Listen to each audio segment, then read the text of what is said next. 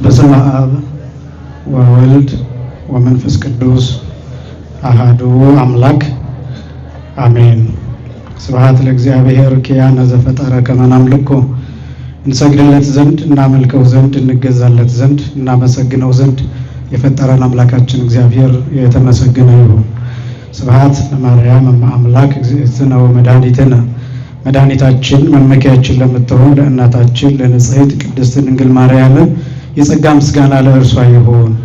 ስብሐት ለመስቀለ ክርስቶስ ዕፀ መድኃኒት ኃይልነ ወፀወንነ ኃይላችን አምባችን መጠጊያችን ጋሻችን ለሚሆን በቀራንዮ ለተተከለ መድኃኒት ለሚባል ለክርስቶስ መስቀልም የጸጋ ምስጋና ለእርሱ ይሁን። ክቡር አባታችን ሊቀ ጠበብት የኔታ ፍቅረ ማርያም፣ ክቡር መላከ ብርሃናት ቀሲስ ተሾመ፣ ክቡር ወንድማችን ሊቀ ዲያቆናት ዘማሪ የባለ ብርሃን ግርማ፣ ክቡራን የእግዚአብሔር ልጆች ሁላችሁም በልዑል እግዚአብሔር ስም እንደምን ዋላችሁ? እንደምን ሰነበታችሁ? አምላካችን እግዚአብሔር በዚህ ዕለት በዚህ ሰዓት በዚህ ቅዱስ ቦታ ተገኝተን ቅዱስና ሕያው ዘላለማዊ የሆነውን ቃሉን እንድንሰማ ስለፈቀደልን ስሙ ለዘላለም የከበረና የተመሰገነ ይሁን።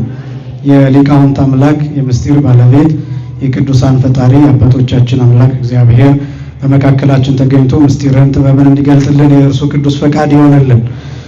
በቅድሚያ ያው ጥሪውን አክብራችሁ ቦታችሁን አክብራችሁ በዚህ ስለተገኛችሁ ለሁላችሁም እግዚአብሔር ጸጋና በረከት ያደልልን። ምናልባት ያው ሁላችሁም ላትሆኑ ትችላላችሁ፣ ግን የተወሰናችሁ ሰዎች ካስታወሳችሁ ያው ወደዛ አገልግሎት ሲሄድ በጸሎት አስቡኝ ብያችሁ ነበር። እንግዲህ አስባችሁም ይሁን አይሁን እናንተና እግዚአብሔር ታውቃላችሁ። ግን ጸሎታችሁ ግን እንደረዳኝ አምናለሁ። በጥሩ ሰዓት በጥሩ ሁኔታ በጥሩ የአገልግሎት ጊዜ ነበርኩኝ። ለዚህም እግዚአብሔር የተመሰገነ ይሁን። ያው ሌላ ሀገር ሲኬድ የአየር ሁኔታ፣ የምግብ ሁኔታ፣ የእንቅልፍም ሁኔታ ሌላው ቀርቶ ብዙ ነገሮች ይኖራሉና ግን በዛ በኩል ሳልቸገር የበላሁትም ተስማምቶኝ አየሩም ሳይረብሸኝ ሳልታመም በሰላም ነው የመጣሁትና ይሄ ቀላል ነገር አይደለም። 55 ቀን አካባቢ ነው የቆየሁትና ስለዚህ እንዲያው ዝም ብዬ ነገር ለማሳመር ያህል አይደለም በጸሎት አስቡኝ ያልኩት፣ የእውነቴን ነው ከልቤ ነውና ስለዚህ ጸሎታችሁ እንደረዳኝ አምናለሁ። ስላሰባችሁኝ ሁላችሁንም እግዚአብሔር ያስብልኝ። ወደ ትምህርታችን እንቀጥላለን። የጀመርነው ርዕስም ያው ጸሎት የሚል ስለሆነ ክፍል አንድንና ክፍል ሁለትን ተመልክተናል። በአጋጣሚ በጾመ ፍልሰታ በነሐሴ ማለት ነው የመጀመሪያው ሱባኤና ሁለተኛው ሱባኤ መግቢያ ላይ አንደኛ ከጸሎት ጋር ተገናኝቶ ሱባኤ ምን እንደሆነ እሱን ተመልክተናል። ሁለተኛ ደግሞ ጸሎት ምን ማለት እንደሆነ እሱን አይተን ከዚያ ለዚህ እንግዲህ ቀጠሮ ይዘን ነው የተለያየ ነው። እግዚአብሔር ለቀጠሮ ካበቃን ትምህርታችንን ነው በቀጥታ መጀመር ያለብን። ያው ብዙ ሰው ስላልሰማ ስላልተነገረ በተለይ እሑድ ጠዋት መነገር ነበረበት፣ አልተነገረም። ስለዚህ የሰማችሁት እንግዲህ መጣችኋል። ስለዚህ ትምህርታችንን በቀጠሯችን መሰረት እንቀጥላለን ማለት ነው። ጸሎትን በተመለከተ እንግዲህ በጣም ጥቂት ነገሮችን ብቻ ክለሳ ላድርግና ወደ ዛሬው ዋና ክፍል እንመጣለን። ጸሎት ማለት ብለን ያው ፍትሐ ነገሥት አንቀጽ 14 ላይ ያለውን ክፍል እሱን በስፋት ጠቅሰን ጸሎት ማለት ከእግዚአብሔር ጋር መነጋገር ማለት ነው ብለን የጸሎትን ትርጉም ጸሎት የሚያጠቃልላቸውን ጸሎት ማለት ልመና፣ ምህላ፣ ምልጃ፣ መሻትን መጠየቅ፣ ምስጋና፣ ትምህርት እነዚህ ነገሮች ያካተተ እንደሆነና ጸሎት የሚባለው ቃል እጅግ በጣም ሰፊ እንደሆነ እሱን አንስተናል። ከዚያ ቀጥሎ ጸሎትን በአራት ከፍለን አይተናል።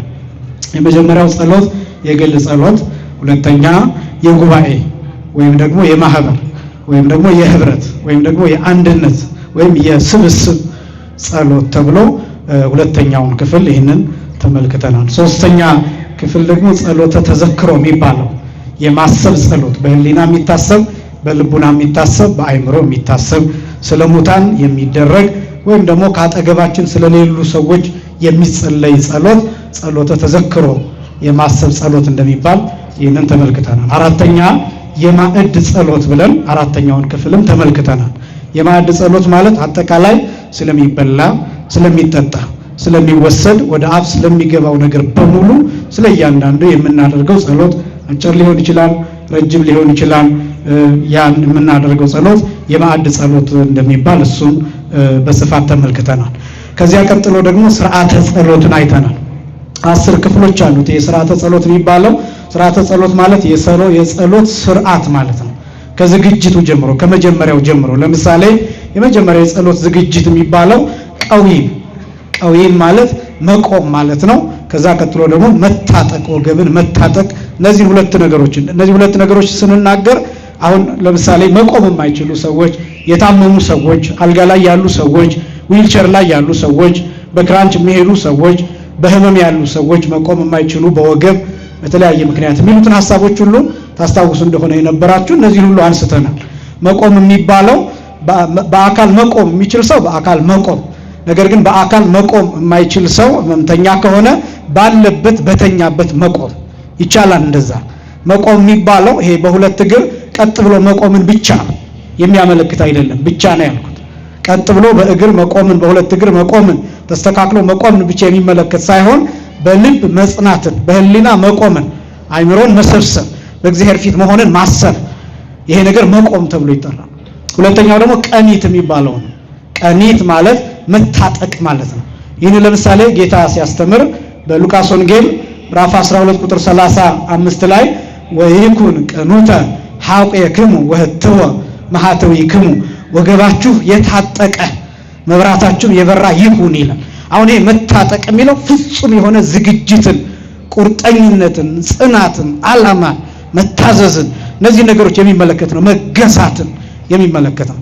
ስለዚህ የመጀመሪያው መቆም፣ ሁለተኛው ደግሞ መታጠቅ የሚል እነዚህን ሁለት ነገሮችን ተመልክተናል። ሶስተኛ መይጠገጽ መንገለ ምስራቅ፣ ፊትን ወደ ምስራቅ መመለስ። ይሄን ያልነው አሁን ወደ ምስራቅ መመለስ ሲባል ቤተክርስቲያን በሌለበት ቦታ፣ ቅዱሳት ስዕላት በሌሉበት ቦታ፣ በምድረ በዳ፣ በበረሃ፣ በጫካ፣ በሌላ ስፍራ ከሆነ አንድ ሰው ሊጸልይ ሲል ፊቱን ወደ ምስራቅ መመለስ አለበት። ምስራቅ የፀሐይ መውጫ ነው። ስለዚህ ፀሐይ የእግዚአብሔር ምሳሌ ስለሆነ የብርሃን መውጫ ስለሆነ ብርሃን ክርስቶስን ብርሃን እግዚአብሔርን ለማሰብ ፊታችንን ወደ ምስራቅ እናዞራለን።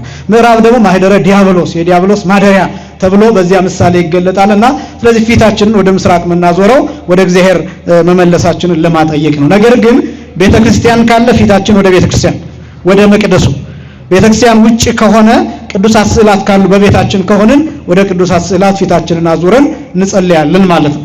ለማዕድ ከሆነ የምንጸልየው ወደ ማዕዱ ዞረን እንጸልያለን ማለት ነው። ጸሎተ ሙታን፣ ጸሎተ ፍትሐት ከሆነ ጸሎቱ የሚደረገው ወደ አስከሬኑ ወይም ደግሞ መቃብር ወዳለበት ስፍራ ፊታችንን እንዞራለን ማለት ነው። ስለዚህ በዚህ መልኩ ጸሎት ይከናወናል። መይጠገጽ መንገለ ምስራቅ ወይም ፊትን አስተካክሎ በተመረጠ አቅጣጫ ማዞር ሶስተኛው ይሄ ነው ብለን ተመልክተናል። አራተኛ አቲበ ገጽ በትዕምርተ መስቀል ብለን አንስተናል። ይህም በመስቀል ምልክት ፊትን ወይም መላ ሰውነትን ማማተብ፣ አትብ ገጽ ወኩለንታይ በትዕምርተ መስቀል ብለን በመስቀል ምልክት ፊታችንን ማማተብ ሰይጣን እንዲርቅ አይምሮአችንን ማሰባሰብና ዝግጅታችንን እንደጨረስን የምናበስርበት ነው። አራተኛ። አምስተኛ አንብቦተ ቃላት በፍርሃት ብለን አንስተናል። አንብቦተ ቃላት በፍርሃት ማለት በመፍራትና በመንቀጥቀጥ ቃላቱን መናገር። አሁን በመንቀጥቀጥ በመፍራት ሲባል ዝም ብሎ ይሄ ልክ ብርድ እንደሚያንቀጠቅጠው ሰው መንቀጥቀጥ ማለት አይደለም። ግን በእግዚአብሔር ፊት እንደሆነን ማሰብ አንደኛ፣ ሁለተኛ የምንጠራው የእግዚአብሔር ስም እንደሆነ ማሰብ፣ ሶስተኛ ለምንናገረው የጸሎት ቃል ክብደት መስጠት፣ እንዲሰማ እንዲደመጥ ማድረግ። ያው ያኔ ታስታውሱ እንደሆነ ይሄ መሰረታዊ ክርስቲያናዊ ጉዳይ ስለሆነ በደጋግመውም ችግር የለውም። ታስታውሱ እንደሆነ አንድ ሰው ሲጸልይ የሚጸልየው ነገር መጀመሪያ ለራሱ ሊሰማው ይገባል፣ ሊያውቀው ይገባል።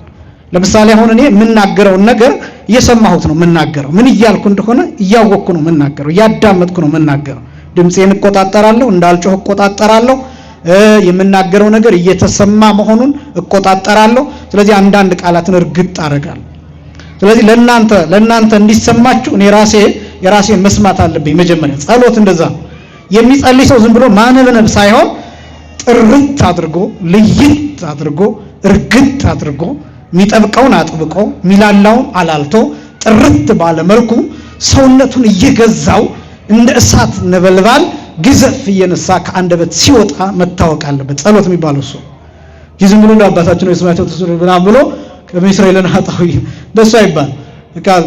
ምንም እንዴት እንደጨረስ ነው ሳናውቀው የምትናገረው ነገር አዳምጠው። አባታችን ሆይ ስትል አባታችን ሆይ ምን ማለት እንደሆነ፣ በሰማያት የምትኖር ሲባል ሰማይ ምን እንደሆነ፣ ስምህ ይቀደስ ሲባል የምርህን እያመሰገንክ፣ ምክንያቱም ስሙን እንድናመሰግን ለስሙ ክብር እንድንሰጥ በተሰጠን ስልጣን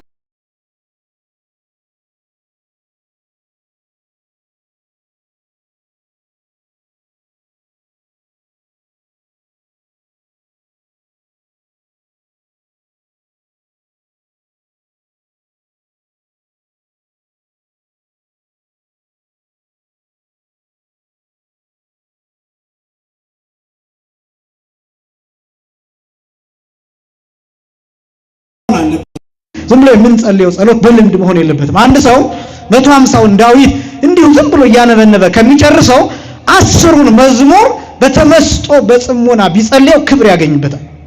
እንደዚህ ስላችሁ 150 ዳዊት አትጸልዩ አይደለም፣ ይሄ ለዓለም አበራታታት ሳይሆን ግን ምናደርገው ጸሎት እየገባን እየተረዳ ነው መሆን ስላለበት አንብቦ ተቃላት በፍራት የሚባል ይሄ ነው፣ እየገባን እየተረዳ ነው። ሌላው ስድስተኛ አስተብርኮ ሰጊድ ብለን አንስተናል። አስተብርኮ ማለት መንበርከክ፣ ሰጊድ ማለት መስገድ ማለት ነው።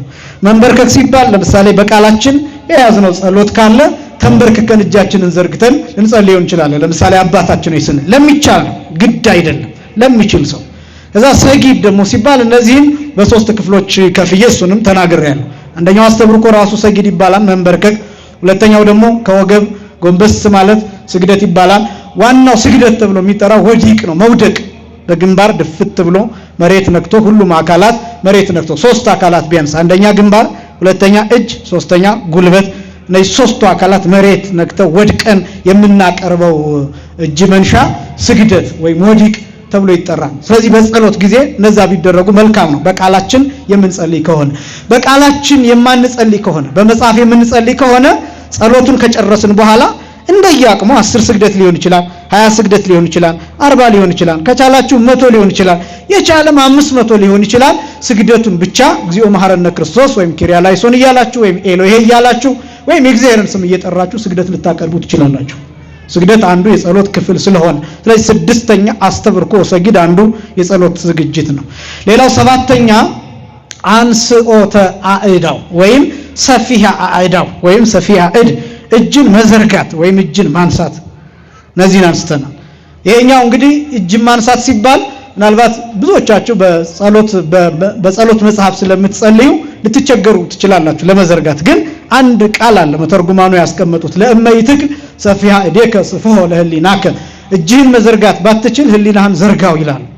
እጅ የሚባለው ይሄ የስጋ እጅ ብቻ አይደለም፣ የህሊና እጅም እጅ ይባላል። ልብ እጅ አለው፣ አይምሮ እጅ አለው፣ አንጎላችን እጅ አለው።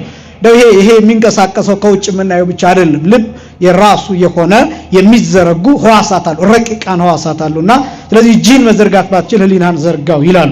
በቃላቸው የሚጸልዩ ሰዎች ግን ለምሳሌ አባታችን ሆይ በቃላችን ስንጸልይ እጃችንን ዘርግተን መጸለይ እንዳለብን ይናገራል ፍትሐ ነገሥት 7ኛ።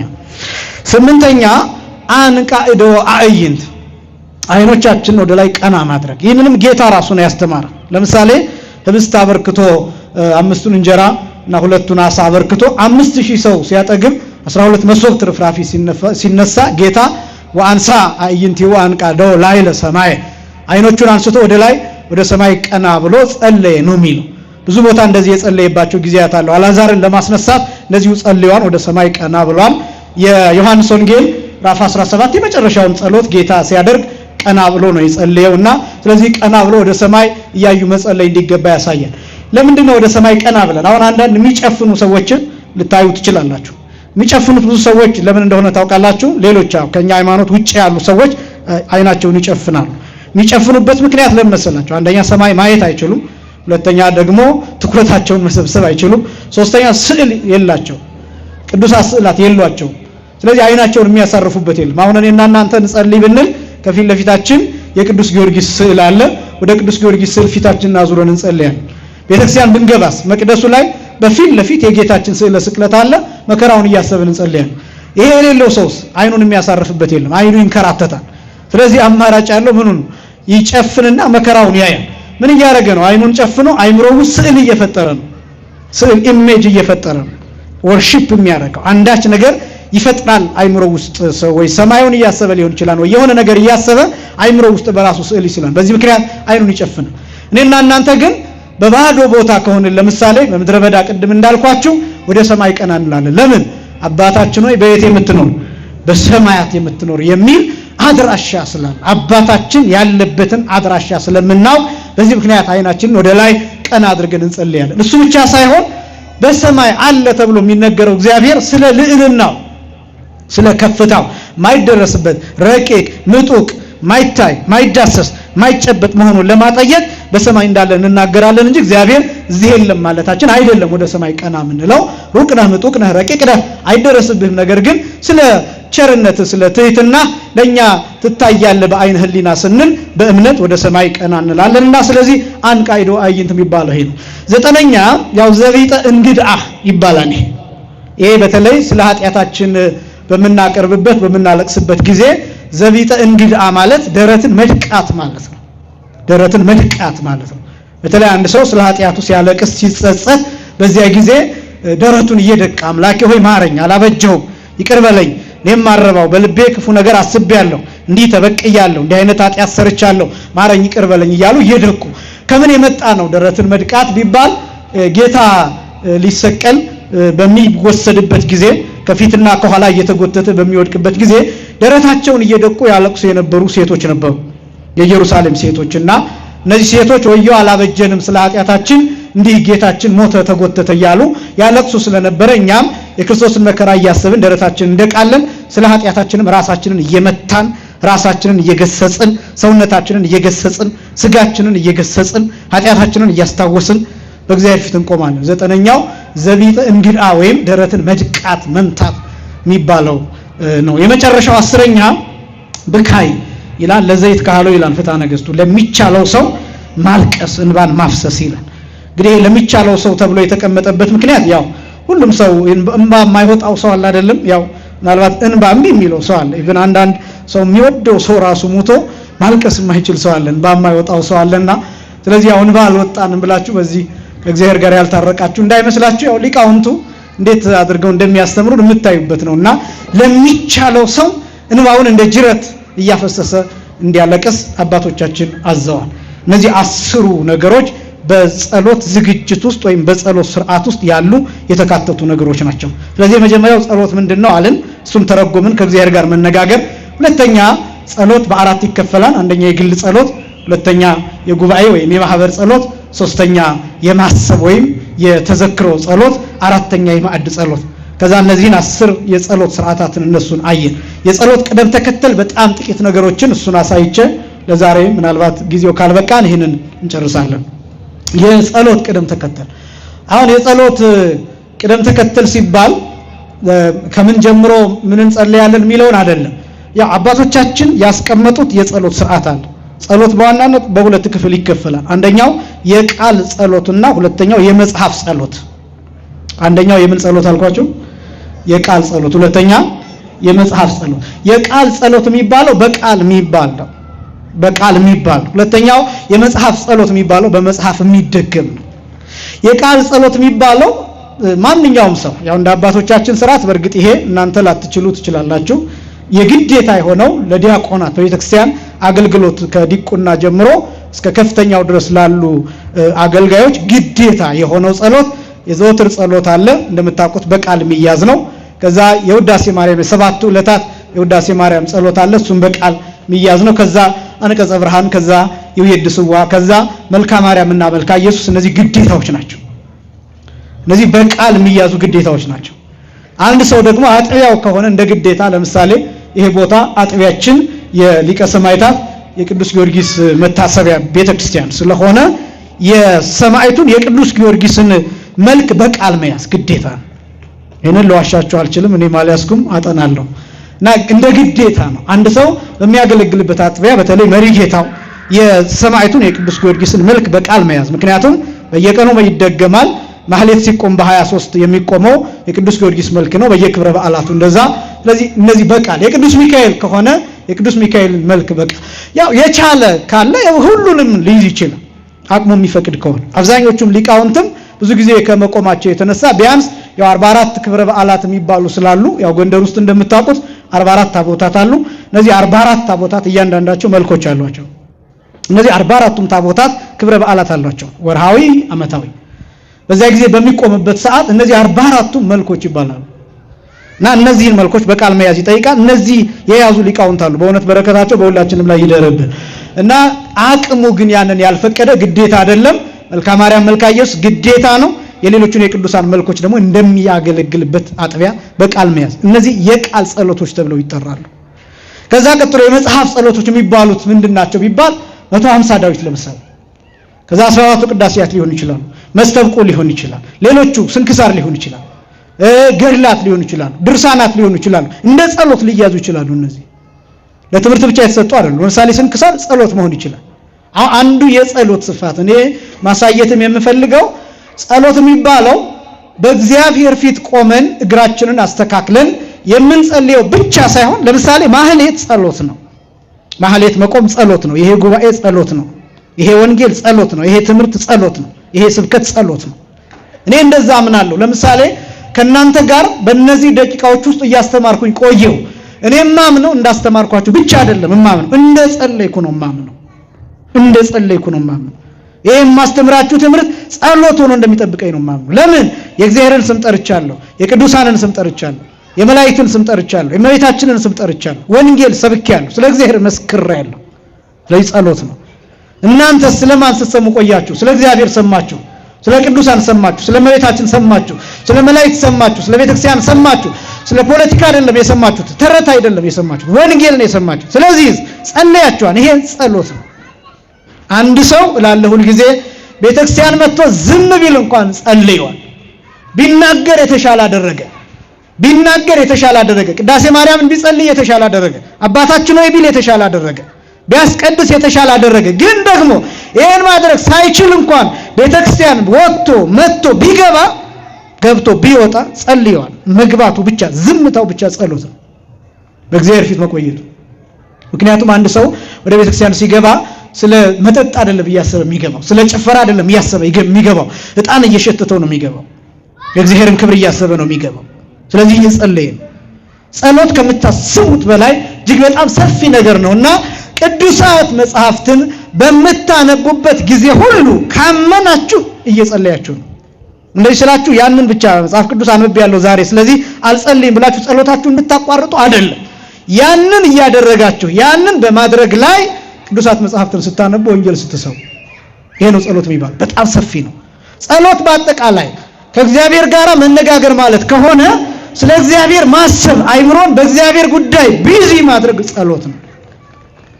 ጸሎት በጣም ሰፊ ሐሳብ ያለው እና የመጀመሪያው ይህንን በደንብ ማወቅና መረዳት ያስፈልጋል። ስለዚህ የጸሎት ቅደም ተከተልን ከማየታችን በፊት እነዚህን የቻለ የዘወትር ጸሎትን ጸልዮ ከዛ ሰባቱን ዕለታት ከዛ በኋላ የአንቀጸ ብርሃንን የወድስዋን መልካ ማርያም መልካ ኢየሱስ ከዛ በእለቱ የሚታሰበውን ቅዱስ ለምሳሌ ዛሬ ስንት ቀን ነው? 13 ቅዱስ ሩፋኤል ይታሰባል። በዓለ እግዚአብሔር ነው፣ በዓለ እግዚአብሔር አብ። እነዚህን የሚነኩ ነገሮችን መጸለይ ይችላል። ነገ 14 ነው የጻድቁ አባታችን የአቡነ አረጋዊ እንዲሁም የጻድቁ አባታችን የገብረ ክርስቶስ በዓል። በረከታቸው በሁላችንም ላይ ይደርብን። ስለነሱ የሚናገረውን በማንበብ እና በመድገም በመጸለይ በረከት መካፈል ይቻላል።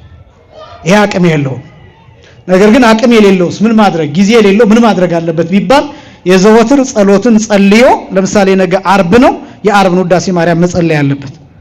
ከዛ ይሄ የድስዋ ብሎ አባታችን ነው ብሎ በዚህ መዝጋት አለበት። ይሄ ለክርስቲያን ሁሉ የተሰጠ ግዴታ ነው። የሚያውቅ በቃል የማያውቅ በመጽሐፍ ይሄን መጸለይ የክርስቲያን ግዴታ ነው። ከዛ ውጪ የቻለ በቀን 7 ጊዜ የቻለውን ሁሉ ሊያደርግ ይችላል። ያልቻለ ይሄን ማድረግ የማይችል በዓለም ውስጥ የሚኖር ስራ ያለበት ጊዜ የሌለው የሚደክመው ቢኖር ደግሞ ጧትና ማታ ብቻ መቼና መቼ አልኳችሁ? ጧትና ማታ ብቻ እግዚአብሔርን ማሰብ ይችላል። ከዛ የጧትና የማታውም ደግሞ እንደ ሁኔታው እንደዚህ ስላችሁ ላሰንፋችሁ አይደለም፣ በትክክል እንድትሰሙኝ ያስፈልጋል። ለምሳሌ አባታችን ሆይ የተሰራበትን አቡነ ዘበሰማያት የተሰራበትን ምክንያት መተርጉማን ሲገልጡ የማቴዎስ ወንጌል ምዕራፍ 6 ላይ ለምንድነው አጭር የሆነው አቡነ ዘበሰማያት የሚለውን ጥያቄ ይመልሳሉ። አጭር የሆነበት ምክንያት ስራ የሚሰሩ ሰዎች ረዘመ ብለው ረጅም ጸሎት አናደርግም ብለው ሰንፈው እንዳይተኙ ምክንያት እንዳያጡ ጧት ቸኩለው ለስራ የሚወጡ ሰዎች ይሄማ በቃ ረፍዶብኛል እኮ አሁን ውዳሴ ማርያም እስከምደግም ድረስ ሰዓቱ ይሄዳል ብለው በዚህ ምክንያት የእግዚአብሔርን ስም ሳይጠሩ እንዳይወጡ ምክንያት እንዳይሆን አጭር ጸሎት አባታችን ነው። ስንት ደቂቃ ሊፈጅ ይችላል? አባታችን ከበሰላም ገብርኤል ጋር ስንት ደቂቃ ይፈጃል? ቆጥራችሁ ታውቃላችሁ? 2 ደቂቃ ይፈጃል። 2 ደቂቃ። አሁን በጣም የቸኮለ ሰው 2 ደቂቃ ከእግዚአብሔር ጋር ማውራት ይከብደዋል። በጣም የቸኮለ ሰው ማታ አስቡት እስኪ። አሁን ስንቱ ሰው ነው ፌስቡክ ቲክቶክ ሲጎረጉር አምሽቶ ረጅም ሰዓት 90 ደቂቃ ኳስ ሲያይ ቆይቶ የተቃጠለ ሰዓት ተጨምሮ ከ90 ደቂቃ ጋር 120 ደቂቃ ከሆነች ከምትገፋ ቅሪላ ጋር የሚሯሯጡ ሰዎችን ሲያይ ቆይቶ 2 ደቂቃ ግን አባታችን ማለት የሚያቅተው ሰው ብዙ። በዚህ ሲያልፍ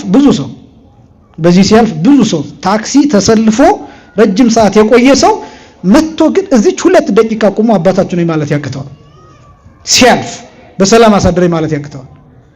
ጠዋት ላይ ከዚህ ሄዶ በጣም ብዙ ነገሮች እንደሚያስጠብቁት እያወቀ እዚች በር ላይ 2 ደቂቃ አባታችን ማለት የሚያቅተው ሰው አለ።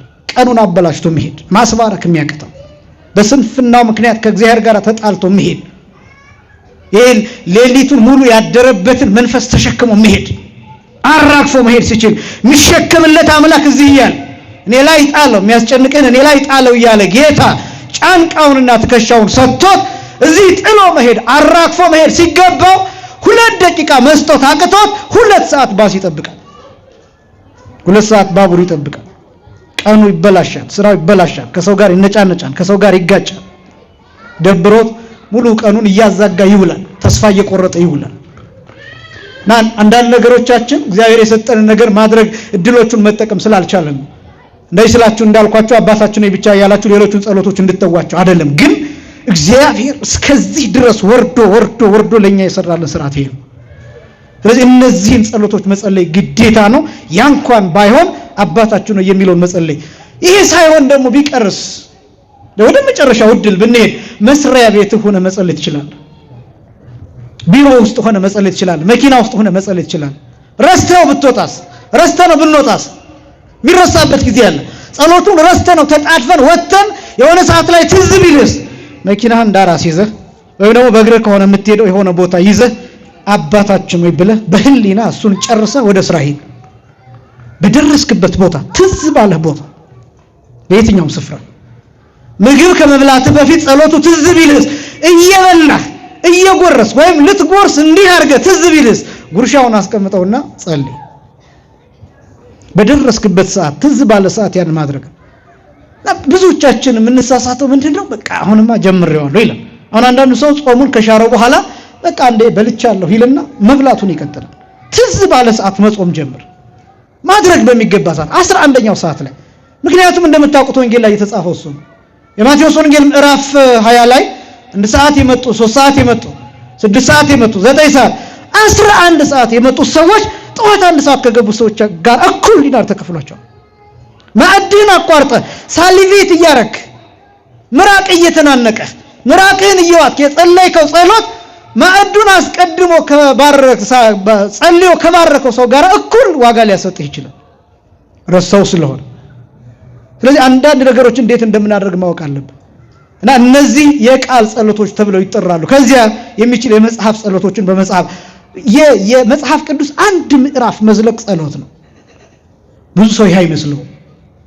አንድ ምዕራፍ የመጽሐፍ ቅዱስ የትኛውም ክፍል መጽሐፈ ነገሥትም ይሁን ኦሪት ዘፍጥረትም ይሁን ኦሪት ዘጸአትም ይሁን ዘዳግምም ይሁን የቅዱስ ጳውሎስ መልእክት ራዕየ ዮሐንስም ይሁን አንድ ምዕራፍ ማንበብ በየትኛውም ጊዜ እሱ ጸሎት ነው። ሞባይል ላይ ሊሆን ይችላል፣ መጽሐፍ ቅዱስ ራሱ ሊሆን ይችላል።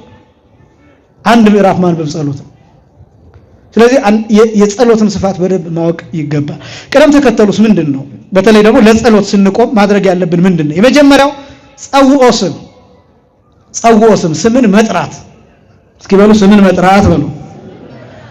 የመጀመሪያው የጸሎት ክፍል ስምን መጥራት ነው። ስምን መጥራት ሲባል ጸሎቱን የምናቀርበው ለእግዚአብሔር ሲሆን መጀመሪያ የታወቀ ነው። ለእግዚአብሔር ነው የምናቀርበው። የእግዚአብሔርን ስም እንጠራለን። ስንጠራ አብ ወልድ መንፈስ ቅዱስ ብለን ልንጠራ እንችላለን። ለምሳሌ በስመ አብ ወወልድ ወመንፈስ ቅዱስ አሐዱ አምላክ ብለን ልንጀምር እንችላለን። ይሄ ነው ስምን መጥራት የሚባለው የመጀመሪያው።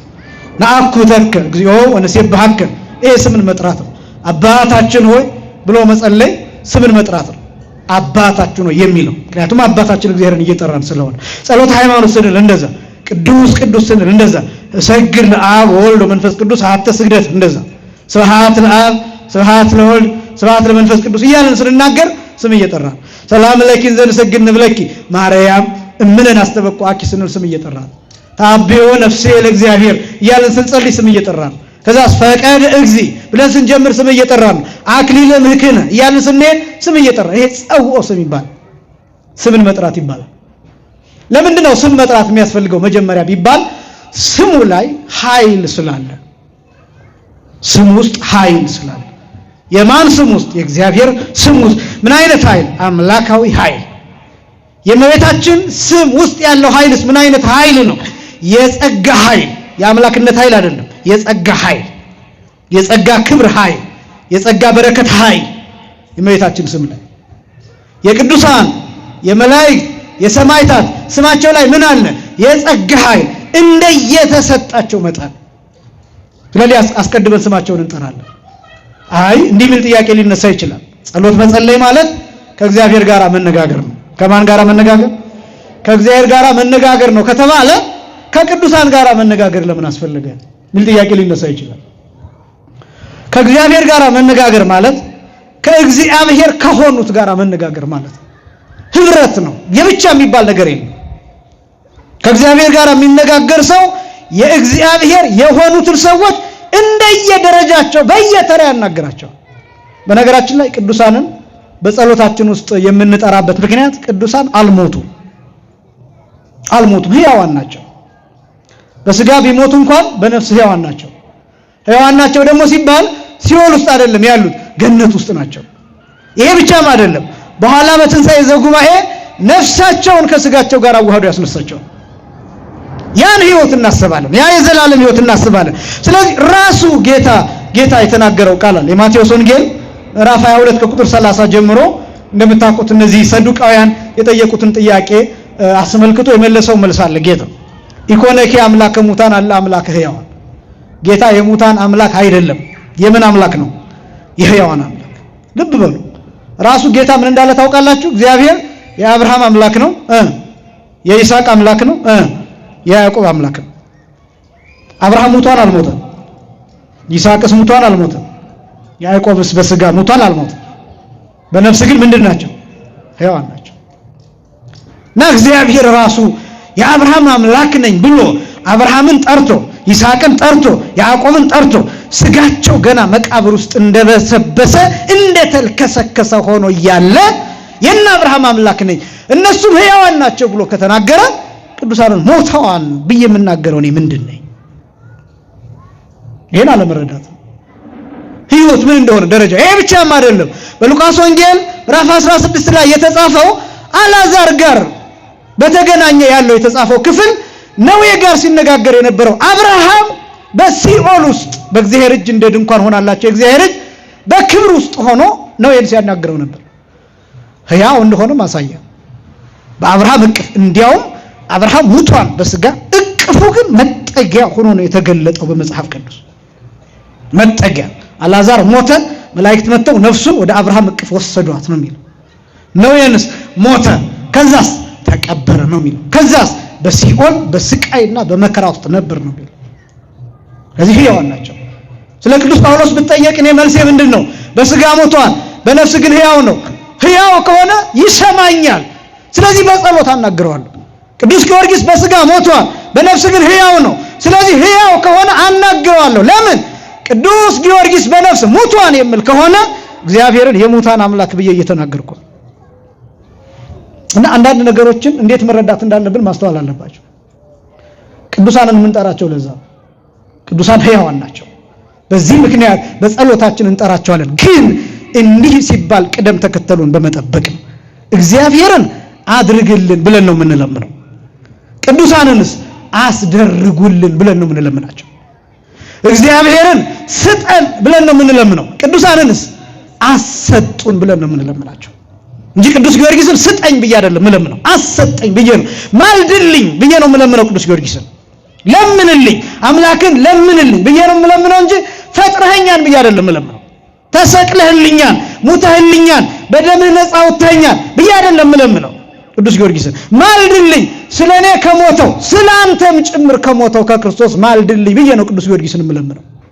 አነጋገሩን ማወቅ ያስፈልጋል። ቅዱስ ጊዮርጊስን የሰማይና የምድር ፈጣሪ ነህ ብዬ አይደለም የምጠራው። የሰማይና የምድር ፈጣሪ የሆነውን አምላክን አገልግለሃን፣ አገልጋዩ ነህ፣ ባሪያው ነህ እና ቅርቡ ነህ፣ ባለሟሉ ነህና ለምንልኝ ብዬ ነው የምለምነው። እሱን መለየት ያስፈልጋል። ስለዚህ የመጀመሪያው ስምን መጥራት። አንድ የሚገርም ቃል አለ በትንቢተ ኢዩኤል ምዕራፍ 2 ቁጥር 30 ላይ ስትመለከቱ ወኩሉ ዘጸውዐ ስመ እግዚአብሔር ይድህን ይላል። የእግዚአብሔርን ስም የጠራ ሰው ሁሉ ይድናል ይላል። የእግዚአብሔርን ስም የጠራ ሁሉ ምን ይላል? ይድናል ይላል። ትንቢተ ኢዩኤል ምዕራፍ 2 ቁጥር 32 ላይ እንግዲህ ልብ በሉ፣ የእግዚአብሔርን ስም የጠራ በማመን ማለት ነው።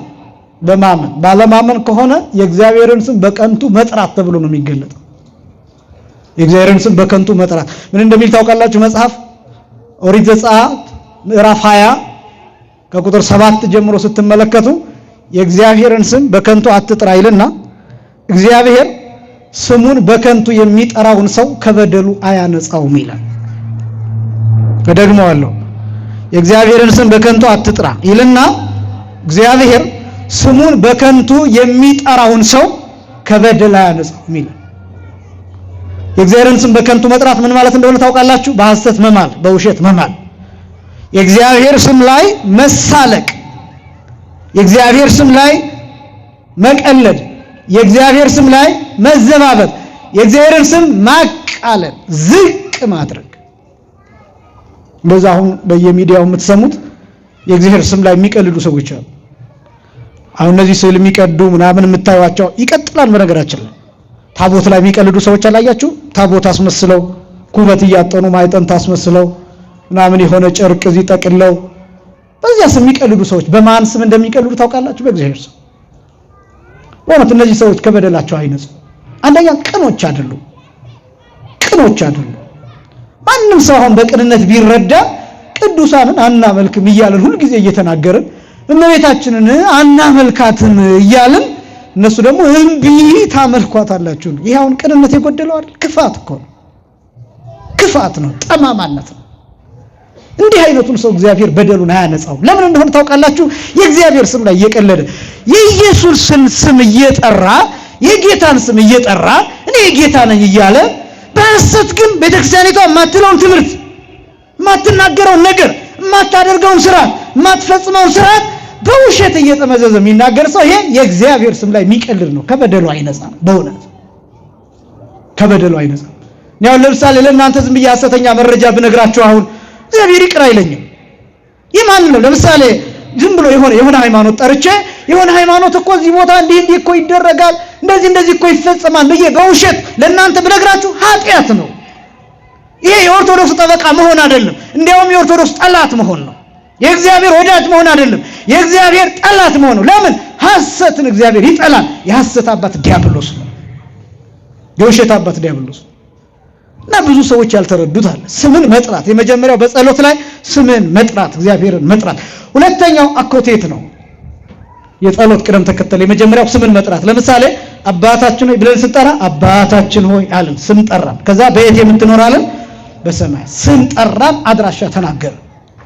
ስም መጥራት ማለት እሱ ነው። ምክንያቱም ጸሎቱን ለማን እንደምንጸልይ ማሳወቅ ስላለብን። ለምሳሌ አሁን ቅዱስ ሚካኤል ብትሉ ቅዱስ ገብርኤል አቤት አይላቸው፣ ምክንያቱም ስሙ አይደለም ቅዱስ ሚካኤል። ቅዱስ ገብርኤል ብትሉ ቅዱስ ሚካኤል አቤት አይላቸው። ለምሳሌ የኔን ስም ብትጠሩ የኔታ ፍቅረ ማርያም አቤት አይሏቸው፣ ወይ መቀሲስ ተሾመ አቤት አይሏቸው፣ ምክንያቱም የሳቸው ስም አይደለም። እና የምንጠራው ውክልናው የስም ውክልና ቀላል ነገር አይደለም። ለምሳሌ እግዚአብሔር በተለያየ ጊዜ ስሙን የገለጠባቸው ጊዜያት አሉ። ለምሳሌ ሙሴን ታስታውሱ እንደሆነ ሲጠራው ማን ነው ስምህ ብሎ ነው የጠየቀው ሙሴ። እግዚአብሔርን ራሱ ከቁጥቋጦ ውስጥ ሆኖ ሲጠራው ማን ነው ስምህ አለ። ስም ምን ይሰራልሃል አለ። በማንኛውም ሂደህ የምትነግራቸው ያህዌህ እንደምባል ንገራቸው፣ ያለ የነበረ የሚኖር ብለህ ንገራቸው ነው ያለው። ለምንድን ነው ሙሴ ስሙን የጠየቀው? ውክልና ያስፈልጋል። ወደ ተላከበት ሲሄድ እስራኤል ማን ላከ ብለው ሲጠይቁት ማን እንደላከው መናገር አለበት። ከዛስ እግዚአብሔር መለያውን ሲገልጥ እኔ የአብርሃም የይስሐቅ የያዕቆብ አምላክ ነኝ። ይሄ ብቻም አይደለም፣ ያዕቆብ ስሙን ጠይቆታል። ኦሪት ዘፍጥረት ምዕራፍ 32 ላይ እንደተገለጠው ስምህን ንገረኝ ብሎ ጠይቆታል። ለምንድን ነው ስሙን የፈለገው? ስም ውስጥ ኃይል አለ፣ ስም ውስጥ ውክልና። ስም ሲጠራ ለምሳሌ አሁን ነቃጥበብ ብትሉ ከራስ ጠጉሬ እስከ እግር ጥፍሬ ድረስ ያለው አካል መልስ ይሰጣል። አንደበቴ ብቻ አይደለም አቤት የሚለው፣ አንደበቴ ብቻ አይደለም፣ ህዋሳቴ በሙሉ መልስ ይሰጣሉ። ከእናንተ መካከል የሆነ ስም ብጠራ ስሙ የሆነ ሰው ይደነግጣል። ለዛ ነው ስም ያለው ምንድነው ይባላል? ሞኝ ነው ይባላል። ሞኝ ሆኖ አይደለም እኮ ግን ልክ ስሙ ሲጠራ ድንግጥ። የአንድ ቦታ የገጠመኝ ልንገራችሁ። አንድ ሊቀ ጳጳስ ልንሸኝ አንድ ቦታ ሄደን ከአዲስ አበባ ውጭ እና የቅኔ የአገልግሎት ምናምን ነበርና በአጋጣሚ እኔ ተዘጋጅቻለሁ። ያው ተነግሮኛን ቅኔ እንዳረግ አውደ ምሕረት ላይ እኔም ተዘጋጅቻለሁ። ሌላ ሰውም በእኔ ስም መጋቤ ሐዲስ ነቃጥበብ የሚባል ሰው ተዘጋጅቷልና ከዛ ፕሮግራም መሪው አሁን ቅኔውን የሚያቀርቡልን መጋቤ ሐዲስ ነቃጥበብ ሲል እኔም ተነሳው፣ ያ ሰውዬም ተነሳ፣ ሁለታችንም ተነሳን እና ወይ በአባታችን ያኛው መጋቤ ሐዲስ ነቃጥበብ አባቡ ይባላሉ። አሁን የደብረ ብርሃን የሰሜን ሸዋ ሀገረ ስብከት ስራ አስኪያጅ ናቸው። በጣም የተማሩ ናቸው እና እሳቸውም ተነሱ። እኔም መጋቤ ሐዲስ ነቃጥበብ የሚለው ስሜ ነው ብዬ ተነሳው። ተፋጠጥን መሃል።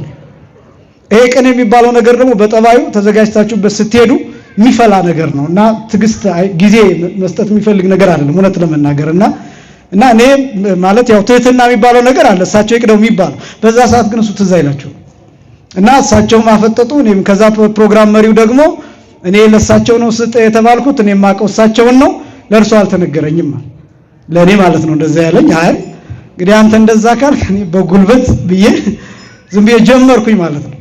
ከዛ በኋላ ከኋላ ያለው ሰው ያጅብ የለ ሰው ስጠው ማለት ጀመረ። ተሰጠኝ። እኔ ቀድሜ ራሴን ያው የተጫንኩትን አውርጄ ከዛ በኋላ እንደገና ወደዛኛው ሰው ተሄደና ያን ያውን መጋቤ ሐዲስ ነቃጥበብ ከፍ ያለው ተብሎ ቢሆን ኖሮ እኔ እነሳ ነበር። መጋቤ ሐዲስ ነቃጥበብ አባቡ ተብሎ ቢሆን ኖሮ እሳቸው ይነሱ ነበር። አያችሁ ስም ውክልናን ይፈልጋል። ስለዚህ ስም መጥራት የሚያስፈልገው ጸሎቱን ወደ ማን ለማን እንደምናቀርበው ስለሚያስፈልግ ነው። ሁለተኛው አኮቴት ማለት ምስጋና ማለት ነው። ምስጋና በጸሎት ላይ በጣም ጥንቃቄ ማድረግ ያለባችሁ፣ አስቀድማችሁ ማመስገን አለባችሁ። መቆም ስለቻላችሁ፣ ጊዜውን ስላገኛችሁ፣ አንደበት ስለሰጣችሁ፣ ሙሉ አካል ስላላችሁ፣ ጤነኞች ስለሆናችሁ፣ ክርስቲያኖች ስለሆናችሁ አስቀድማችሁ ማመስገን አለባችሁ። ለምሳሌ አባታችን ሆይ በሰማያት የምትኖር ካለን በኋላ ምንድነው? ስምህ ይቀደስ። ይሄ ምስጋና ነው። በነገራችን ላይ ሁሉ ጊዜ ላለው አባታችን ሆይ የሚለው ጸሎት ብቻ አይደለም፣ የጸሎት መለኪያ ነው። የጸሎት ፎርማሊቲ ምን ማሟላት እንዳለበት የሚያሳይ ጸሎት ብቻ አይደለም። ለምሳሌ ጌታ ራሱ ሲናገር እናንተ ግን ስትጸልዩ እንዲህ ብላችሁ ጸልዩ ነው እንጂ ይህን ብቻ ጸልዩ አይደለም የሚለው። በጣም ብዙ ሰው መጽሐፍ ቅዱስን ስላልተረዱት ብዙ ወንድሞቻችን በእውነት እግዚአብሔር ማስተዋሉን ያድላቸው ሌላ ጸሎት አያስፈልግም የሚሏችሁ ለዛ። ለምን? አንደኛ እነሱ አብዛኞቹ ሰነፎች ናቸው እውነት ለመናገር። ሁለተኛ ደግሞ ሰነፎች ብቻ ሳይሆን በደንብ አያነቡትም። አሁን ጌታ እንዲህ ብላችሁ ጸልዩ እንጂ የሚለው ይህንን ጸልዩ አይደለም የሚለው። ይህንን ጸልዩ ብሎ ቢሆን ኖሮ ሌላ ጸሎት አያስፈልግም፣ ይሄን ብቻ እንጸልያለን ይባላል። ጌታ ግን ያለው ስትጸልዩ እንዲህ ብላችሁ ጸልዩ። ለምሳሌ አንድ ሰው እንዲህ አድርግ ቢላችሁና ይህን አድርግ ቢላችሁ ሁለቱ የተለያዩ ናቸው አይደለም? እንዲህ አድርጉ ካላችሁ እንዴት እንደምታደርጉ ባውንደሪ እየሰጣችሁ፣ ቅጽ እየሰጣችሁ፣ ድንበር እየሰጣችሁ፣ መስመር ሲስተም እያሳያችሁ፣ አንተ ይሄን እንዲህ አድርገህ ስራ፣ ይሄን ስራ ከተባላችሁ ስፔሲፊክ የሆነ ታስክ ነው የተሰጣችሁ። ስለዚህ ያን ትሰራላችሁ። እንዲህ አድርጉ ከተባላችሁ ግን ሌላ በጣም ሰፊ ነው። ስለዚህ ጌታ የሚለው እንዲህ ብላችሁ ጸልዩ፣ አባታችን ሆይ በሉ። ያ ማለት ስም ጥሩ፣ በየት እንዳለው በሰማይ መኖሬን፣ ልዕልናዬን፣ ርቀቴን፣ ምጥቀቴን ይሄን ወቁ። ከዛ ስሜን አመስግኑ። ከዛ ደግሞ ምን ብላችሁ መለመን እንዳለባችሁ አስቀድማችሁ ስለምን መጸለይ እንዳለባችሁ። ለምሳሌ መንግስት ትምጣ። አሁን ይሄ መንግስት ትምጣ የሚለው ቃል መንግስትን መውረስን የሚያሳይ እንጂ መንግስት ትምጣ ቃል በቃል ማለትን ብቻ የሚያሳይ አይደለም። ቃል በቃል ማለትም ብቻ እንዲህ ልል እችላለሁ። ለምሳሌ መንግስት ትምጣ በሚለው ቦታ ጌታ ሆይ ወደ መንግስተ ሰማያት እንድገባ ፈቃድ ይሁንልኝ ልል እችላለሁ። ለመንግስተ ሰማያት አብቃኝ፣ መንግስተ ሰማያትን አውርሰኝ፣ ክብርህን እንዳይርዳኝ፣ ወደ ጌትነትህ ጥራኝ፣ ለጌትነትህ አብቃኝ፣ በጌትነትህ እንዳይህ አድርገኝ። ፈያታዊ ዘይማን አይቶህ እንደለመነ እኔንም እንደ ፈያታዊ ዘይማን መንግስትን ግለጥልኝ አሳየኝ ብዬ ልለምን እችላለሁ። ግን በአንድ ቃል ሲገለጥ ምን ትምጣ ማለት ነው? መንግስት ትምጣ ማለት ይሄ ነው። እንዲህ ብላችሁ ጸልዩ ማለት እንደሱ እንደዚህ ስላችሁ አባታችሁን አትበሉ ማለት አይደለም። ይሄን መጸለይ እንዳለ ሆኖ ግን እንዴት እንደምንጸልይ እንጂ የተነገረ ይሄን ብቻ ጸልዩ የሚል አይደለም። ስለዚህ የመጀመሪያው ምስጋና ነው። የመጀመሪያው ስም መጥራት፣ ከዛ ቀጥሎ ማመስገን፣ ከልመናው ቀድሞ ማመስገን አኮቴት የሚባለው እሱ ነው። አኮቴት። ሶስተኛ ሐሲሰ ርስተ መንግስተ ሰማያት፣ ርስትን መፈለግ። የመጀመሪያው ስም መጥራት አልኳችሁ። ሁለተኛው አኮቴት ወይም ምስጋና ማቅረብ፣ ስምህ ይቀደስ ብሎ ማቅረብ። ስምህ ይቀደስ የሚለው ስምህ ይቀደስ ማለት ብቻ አይደለም። በፊትህ እንድቆም ስለረዳኸኝ አመሰግንሃለሁ ማለት ይገባል። ጤናዬን ስለሰጠኸኝ አመሰግንሃለሁ ማለት ይገባል። እና በጣም ብዙ የምናመሰግንባቸው ነገሮች ደግሞ አሉ። ክርስቲያን ደርሶ በእግዚአብሔር ፊት ቆሞ እባክህ እንጀራ ስጠኝ፣ እባክህ ትዳር ስጠኝ፣ እባክህ ስራ ስጠኝ፣ እባክህ ጤና ስጠኝ አይልም። ነውር ነው፣ ነውር ነው። መጀመሪያ ማመስገን። ይሄ ብቻ አይደለም። ይሄ ምስጋና የሚባለው ነገር በነገራችን ላይ ለእግዚአብሔር ብቻ አይደለም፣ ለሰዎች ራሱ ማመስገን ልመዱ፣ ማመስገን ልመዱ። በውለታ ለዋላላችሁ ሰው ምስጋና ምርቃት ስጡ። ለሚያስተምራችሁ ሰው ምስጋና ስጡ። ቃለ ሕይወት ያሰማልን በሉ። ለሚዘምርላችሁ ሰው ዝማሬ መላእክት ያሰማልን በሉ።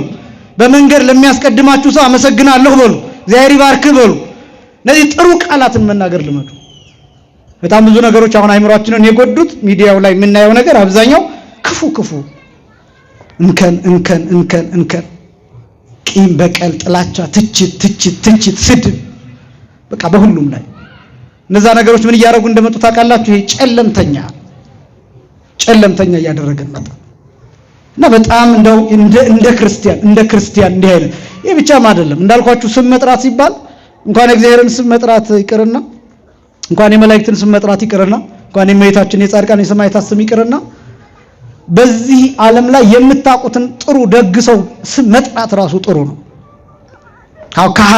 ከሐሜት አሁን ብዙ ሰው የሚያደርገው ደስ የሚለው ቡና እየጠጣ ሰው ሲታማለት ነው ደስ የሚለው።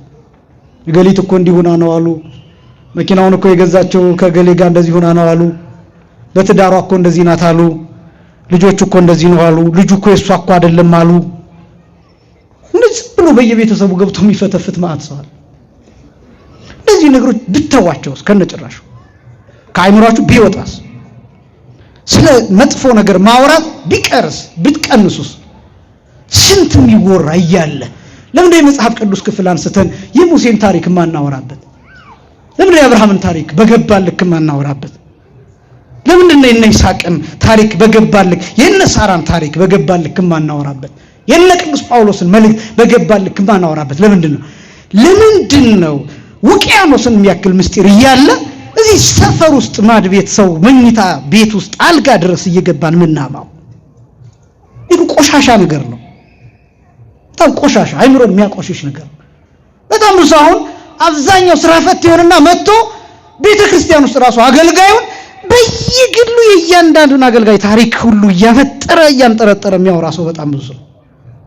ቄስ ገሌ እንዲህ ናቸው አሉ፣ ዲያቆን ገሌ እንደዚህ ናቸው አሉ፣ ሰባኪው እንደዚህ ነው አሉ፣ እንግዲህ ጸሐፊው እንደዚህ ነው አሉ፣ አለቃው እንደዚህ ነው አሉ፣ ንግሪ እንደዚህ ናቸው አሉ።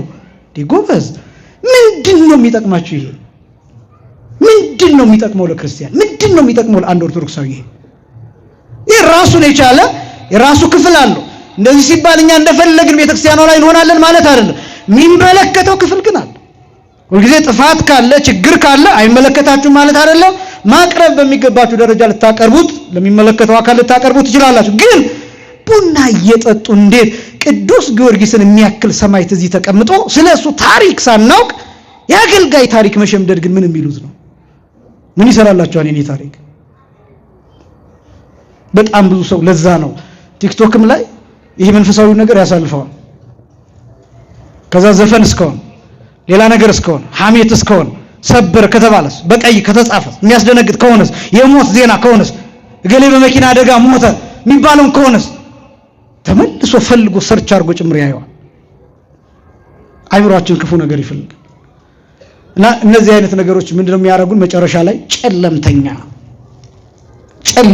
አይምሮአችን ጥቁር ይሆናል ከዚህ እግዚአብሔር ሁላችንንም ይሰውራል ስለዚህ ይሄ ምን ፈልገው ነገር አስቀድመን ማወቅ አለብን ጌታ የተናገረው በማቴዎስ ወንጌል ምዕራፍ 6 ቁጥር 33 ላይ መቅድመ ህሱ መንግስቶ ወጽድቆ አስቀድማችሁ መንግስቱንና ጽድቁን ፈልጉ በቃ ክርስቲያን የተሰጠው ኃላፊነት ይሄ ነው ማውራት ያለባችሁ ቀድማችሁ ስለ መንግስተ ሰማያት ነው አሁን ብዙ ሰው ማህሌት የሚመጣው ለሾው ነው ለመንግስተ ሰማያት አይደለም ለእይታ ቲክቶክ ላይ ቀርጾ ማህሌት እየሄድኩ ነው ብሎ ለማሳየት እዚህ ቦታ አደርኩኝ ለማለት ከህንፃ መርጦ ከካህን መርጦ ከማህሌት መርጦ ከመርጌታ መርጦ ከድም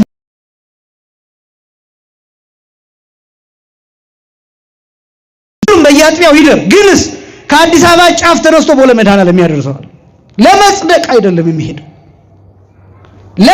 አይደለም የሚሄደው እየነቀፍኩኝ አይደለም ጭፈራ ቤት ከሚያደር ማህሌት ማደሩ መልካም ግን ደግሞ ብዙ ሰው የሚሄደው የሆነ ቦታ ሆኖ ማህሌተ ጽጌ አደርኩኝ ብሎ ለማሳየት አበባውን ለማሳየት የማህሌቱን ብዙ ቪው ለማግኘት ቲክቶክ ላይ ለመልቀቅ ሚዲያውን ለመቆጣጠር ለመጽደቅ እናደርገው እስኪ ጾም ለመጽደቅ ይሁን ጸሎታችን ለመጽደቅ ይሁን ማህሌቱም ለጽድቅ ይሁን ሰዓታቱም ለጽድቅ ይሁን ቁርባኑም ለጽድቅ ይሁን ማስቀደሱም ለጽድቅ ይሁን አናሳዝንም ግን ጊዜያችንንም አጥፍተን ሌሊቱን ሙሉ እንቅልፋተን አድረን የሚያሳዝነው የሚያስጨንቀን ምን አይነት ፎቶ ፌስቡክ ላይ እንደምንለቅ ነው የሚያስጨንቀን ምን አይነት ቪዲዮ ቲክቶክ ላይ እንደምናሳየ አናሳዝንም እንቅልፋተን ማግኘት የሚገባንን በረከት እዚህ ቅዱስ ቦታ የመጨረሻው ቅዱስ ስፍራ ድረስ መተን የሚገባንን በረከት እንኳን ለማግኘት ያልታደልነን በእውነት እግዚአብሔር ከእንዲህ አይነት ውዳሴ ከንቱ ሁላችንንም ይሰውራል በጣም ማግኘት የሚገባ መንግስተ ሰማያትን የሚፈልገው የትኛው ሰው ከትዳር በፊት ከስራ በፊት ከማንኛውም ነገር ጌታ የገባልን ቃል እንዲህ ነው ወዝንቱሰ ኩሉ ይትወሰከክሙ ሌላው ሁሉ ይጨመርላችኋል የተባለ ሌላው ትርፍ ነው አሁን እኛ ራቱን ትተን ዳረጎቱን ነው የምንለምነው ይሄ ነው ልክ እንደ ውሻ አሁን ዝም ብላችሁ አጥንት ብትልኩለት የተረፈውን እሰጥሃለሁ ብትሉት እስከሚተርፍ አይጠብቅም የሚፈልገው የጋጣችሁን አጥንት ብትልኩለት እሱን እንደምንም ብሎ እየላሰ መቆየት ነው የሚፈልገው እና እኛ አንዳንድ ጊዜ የተሰጠን ራትተን ዳረጎት ጉርሻ ፈላጊዎች እንሆናለን እግዚአብሔር ለሁላችንም ማስተዋሉን ያድለን እና በጸሎት ውስጥ ሐሲሰር እስተ መንግስተ ሰማያትን መጠየቅ ነው ከዛ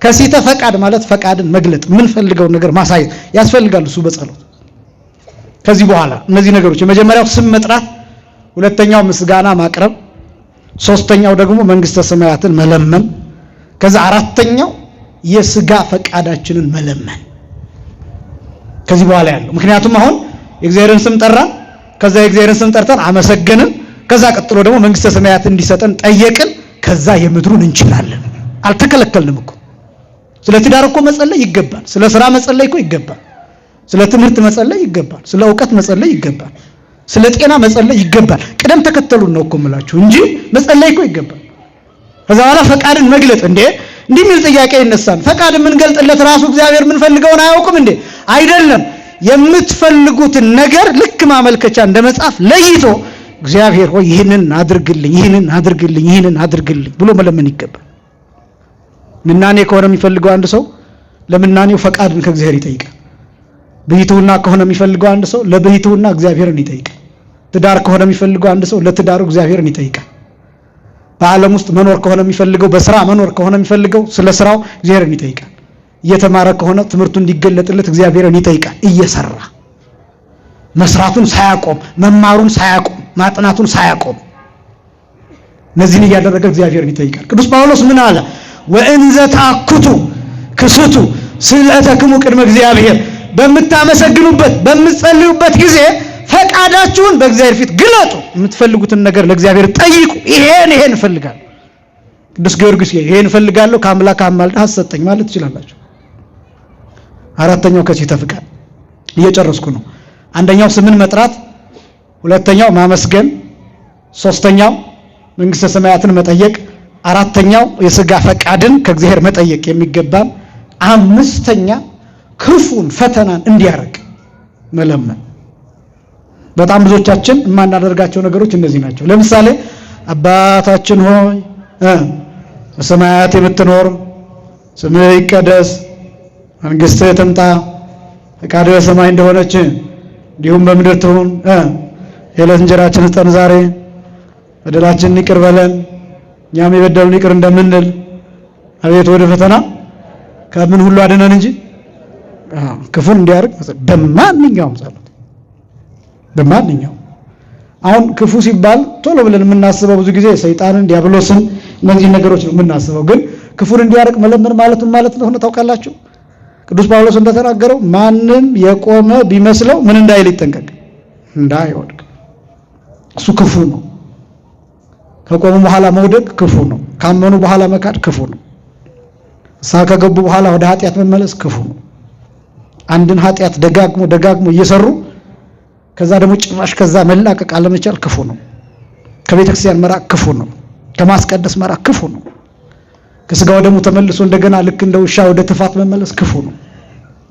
ስለዚህ በጣም ብዙ ክፉ ነገሮች አሉ እና እነዚህን ክፎቹን እንዲያርቃቸው፣ ከዚህ ክፉ እንዲጠብቀን፣ ከመካድ እንዲጠብቀን። እንዲያውም ክፉ የሚለው የኛ ሊቃውንት ሲገልጥ የመጀመሪያው ክህደት ነው።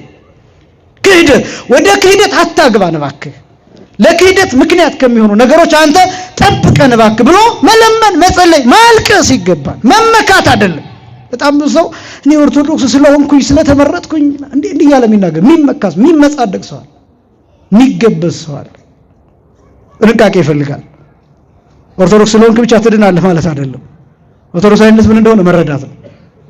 ንስሐ ስለገባህ ብቻም ትድናለህ ማለትም አይደለም። ነገ ምን እንደምንሆን አታውቀው።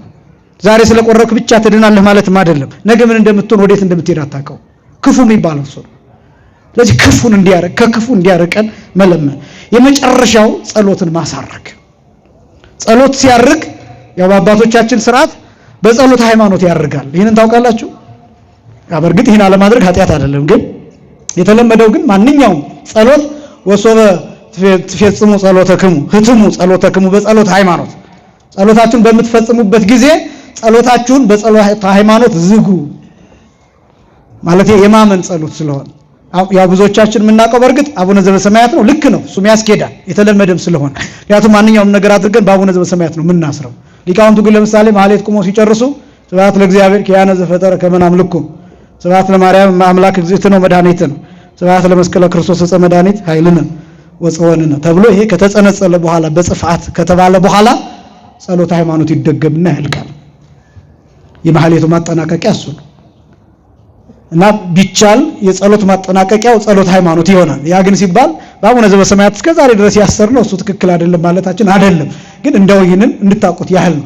ለምንድን ነው በጸሎት ሃይማኖት የሚዘጋው ቢባል መጨረሻ ላይ ወንሴፎ ትንሣኤ ሙታን ወሕይወተ ዘይመጽእ ለዓለመ ዓለም፣ የመጨረሻውን የሙታንን ትንሣኤና አዝማነ መንግሥተ ሰማያትን ተስፋ እናደርጋለን ለዘላለሙ አሜን ተብሎ ይቺ ማጠቃለያ ትሆናለች ማለት ነው። እሱ ብቻ ሳይሆን የማመን ምልክት ስለሆነ በእምነት ስለሚታተምና ነገር ግን ያው የተለመደው አቡነ ዘበሰማያት ስለሆነ ያው በአቡነ ዘበሰማያት ማሳረግ ይቻላል። የመጨረሻው የጸሎታችን ፍጻሜ አሜን የሚል ይሆናል። አሜን ማለት በረከት ይደረግልን፣ ይጽናልን። ሃይማኖት ቢሉ እውነት ነው፣ ታሪክ ነው ቢሉ እውነት ነው፣ ሃይማኖት ነው ቢሉ ይጽናልን፣ ይደረግልን፣ በረከት ነው ቢሉ ይሰጠን ማለት ነው ብሎ ሊቃውንቱ ይተረጉሙታልና ስለዚህ ጸሎት ሁሉ አሜን በሚል ይጠቃለላል። ስለዚህ የጸሎት ቅደም ተከተሎች የመጀመሪያው ስም መጥራት ነው፣ ሁለተኛው ማመስገን ነው፣ ሶስተኛው መንግስተ ሰማያትን መለመን ነው፣ አራተኛ ከስጋ ጋር የሚያስፈልጉን መልካም ነገሮችን መጠየቅ ነው፣ አምስተኛ ክፉን እንዲያረቅልን መለመን ነው፣ የመጨረሻው ጸሎቱን አሜን በሚል ማሳረግ ነው ማለት ነው። ጸሎታችንን እንዲቀበልልን የአምላካችን ቅዱስ ፈቃድ ይሆንልን።